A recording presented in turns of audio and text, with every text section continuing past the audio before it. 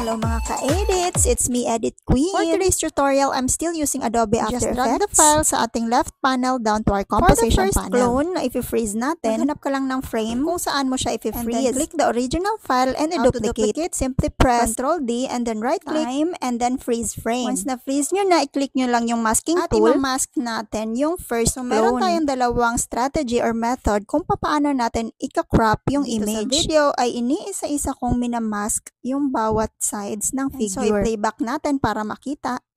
So, ayan, perfect na siya. Dito naman tayo sa second image procedure. I-duplicate mo lang yung file and humanap ka ng saktong frame. I-freeze frame natin gamit yung time and freeze frame button. Once na-freeze frame mo na, i-double click mo lang yung file para mapunta ka sa layer panel. Ito na yung second method gamit ang rotoscope. Marami pa sa inyo ang hindi pa nakakaalam ng rotoscoping. Ito yung paraan ko para malinis ko na makrop yung images or clones ko. Once you're done, don't forget to freeze. And you can go back to the main composition panel. For sure, may mga magko-comment na naman na bakit hindi CapCut yung gamitin ko sa mga tutorial. Dahil CapCut yung ginamit ko sa video na ito. Mas preferred ko talaga yung Adobe After Effects kasi mas malinis yung cropping niya. Pwede naman ito sa CapCut. Mag-freeze frame ka lang sa mga layers mo. And then i-remove background mo yung images. And then na pumunta ka sa PixArt. Tapos i-import mo lang yung cropped image sa CapCut. Pero yun nga lang, hindi siya malinis. Kung baguhan ka pa sa edit, magsimula ka muna sa basic gamit ang CapCut. Kasi CapCut din yung ginagamit ko noon. Hanggang sa na-develop ko na nga yung aking editing skill. And nag-upgrade na ako into Adobe After Effects. Kahit na wala masyadong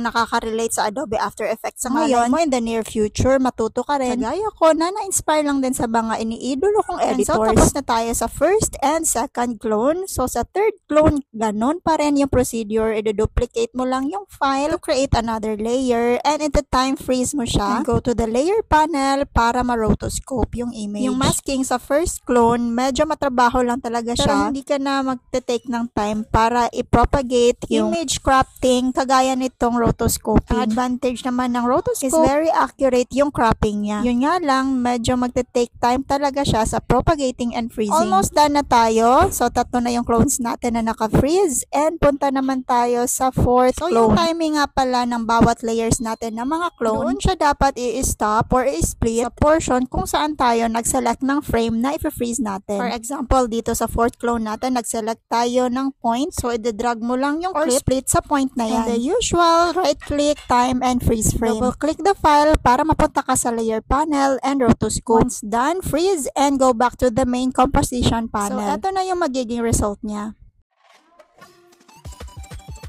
Para naman sa last part kung saan umalis yung fourth clone, bumalik sa dating images or frozen clones yung video. Kumbaga nag-loop siya. I-drag mo lang yung composition icon sa composition panel. And i-copy mo yung fourth clone na clip. Dito, binawasan ko muna yung duration ng composition. And sa topmost layer ko, nilagay yung fourth clone clip. Yan yung last few seconds ng video. And i-rotoscope lang natin siya. Or i-remove yung background. After that, propagate and freeze. So, ayan, makikita nyo na yung 4 frozen clones ko sa likod. Dapat hindi sila makikita hanggat hindi ko sila nadadaanan. So, dinuplicate ko lang yung original file and nag-create ako ng mask. After that is gumawa ka lang ng keyframes para i-move natin yung mask from time to time. And we're done. Don't forget to save your project. You can also adjust the duration. And then to export, click composition, add to render queue, and render. That's it for today. Thank you for watching my edit tutorial. Don't forget to follow my page, Edit Queen Reels. I have also my second page, Laray's Edit Queen